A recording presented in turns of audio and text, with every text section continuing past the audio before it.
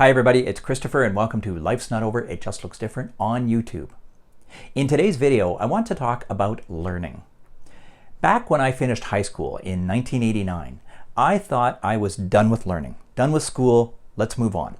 I had my high school diploma, I had graduated from the broadcast program at Technical Vocational High School in Winnipeg, and 1 year out of high school, I found my first full-time job in the broadcast business, and I thought I was set. I was on my career path that I wanted to be on. It's all I ever wanted to do. So I was moving happily along. And that served me really well for a long time. I didn't feel the need to go back to college or university because I was where I wanted to be. Until early 2006, a few months after my sight loss, when I had to start thinking about what I was going to do next, because the realization was starting to kick in for me and with the help of the doctors that I probably wasn't going to recover enough of my sight to let me get back into the technical side of broadcasting.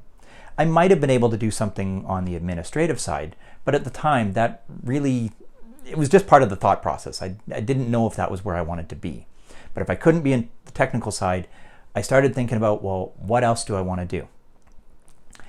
While I was doing that, and while I was sort of noodling these ideas around, I enrolled in the Canadian Securities course for the financial services business because on one hand, it gave me something to do. Next, I thought, well, if nothing else, it will help me in my personal investment decisions, which it has. And third, I thought, well, maybe I'll get into this business. I don't know. So it took me about a year to complete the Canadian Securities course. And then an interesting thing happened. After I was done with that course, I suddenly realized that I enjoyed studying. I enjoyed the learning. I found this kind of void in my life that I missed doing some studying. So I enrolled in another course. I took a course called the Conduct and Practices Handbook course, another one for the financial services business. And as I was completing that one, I started to get this idea that maybe I will go do this as a career. So I looked around and I realized that those two courses gave me a great foundation to go into financial services. So I did. And as I did that, depending on which role I was in a few different roles through my time in financial services. And in each of those roles, there was different licensing requirements. So for one, I had to get my life insurance license. For another, I had to get licensed in options trading. And so I was enjoying that too because it had a purpose and it was something I needed to keep going in that particular field. And I really enjoyed that for quite a while. Until about 2013, and I started to wonder if maybe I didn't want to do financial services anymore. So I did go back to school. I went to Reeves College where I studied accounting and payroll administration, and I had a wonderful time in that program. Not only was I enjoying the in-class learning, I met some wonderful people in my classes who have become friends, and it was a great time. And I was doing something still numbers related, still financial related, but I didn't have that sales element that I had had in financial services. So I was happy to be on this new path with accounting and payroll. Except that something happened when I finished that one. Once I finished the accounting and payroll course and I was starting to think about what I would do with it, I realized that it had a little too much solitude, and I like working with people. So I went back into financial services for a while, and I did that for about another 2 years until 2016, when I decided that I wanted to be out of financial services altogether, full stop. And I took a little time off. I published my first book. And then while I was doing that, I was offered a role with CNIB, the Canadian National Institute for the Blind, where I've now been for almost 5 years. And it has been an absolutely amazing experience, being able to help other people with sight loss. And I've really enjoyed not only working with my coworkers, but working with our clients. I feel a real sense of purpose, and it has been an amazing experience. About a year ago, an idea popped into my head for something that I want to do within my time at CNIB, somewhere that an idea that I have for a new program. And so I took that to my boss.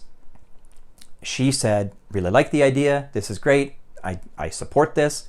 She said, but what you're going to need is, she said, I recommend getting some project management or course development training, something like that, to really get that idea going and really put it together.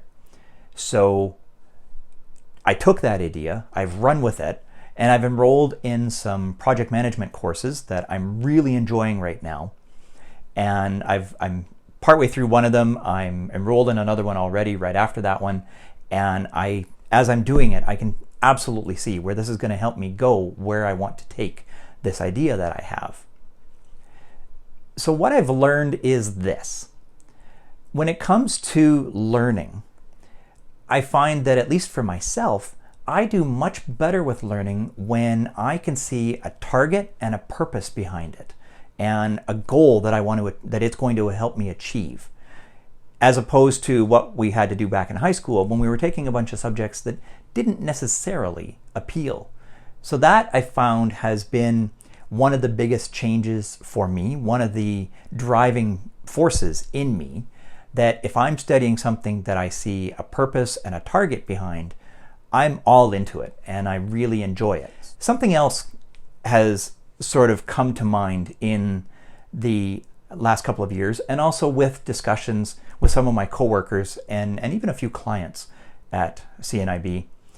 And that is, for people with sight loss, there are some jobs that we have a more difficult time doing, being servers in a restaurant or working in a retail store. These could be much more challenging jobs for people with sight loss. So the other thing that I have learned is that it's really important for people with sight loss, like myself and other clients that I've spoken to continue to learn and study and do as much as we can, so that we can get ourselves into roles that require a little more of our brain and a little less of our physical ability, or we don't have to move around as much. We can do the work at a desk, we can do it at a computer workstation. So I've also found that to be a really important part of the learning that I've come to realize in the last 15 years. So I'm really glad that I did those things and was able to sort of put myself in a position where I was able to do something despite my sight loss. And that is now sort of the thing that I pass on to other people with sight loss, is it's really important to keep learning, keep training, keep doing things so that you can put yourself in a position where you can find the right kind of employment for yourself. When I look back on the last 16 years of my life with sight loss, I think the biggest realization I've come to is the importance of higher learning, continued education. So if I could go back and talk to that 18-year-old me, I would probably sit him down and say, smarten up. You will need to learn more. You should learn more. Keep learning. Keep doing. It's going to be important for you later. Even if you never actually use it in a particular career path, it's an important thing to have in your back pocket in case life doesn't go the way you wanted it to go. That is everything I wanted to share in today's video. I want to thank you very much for watching. I really do appreciate each and every one of you who watches these videos. Thank you so much for doing so. Thank you to everyone who has subscribed to the channel. I really appreciate the support, and I hope that you have a wonderful day.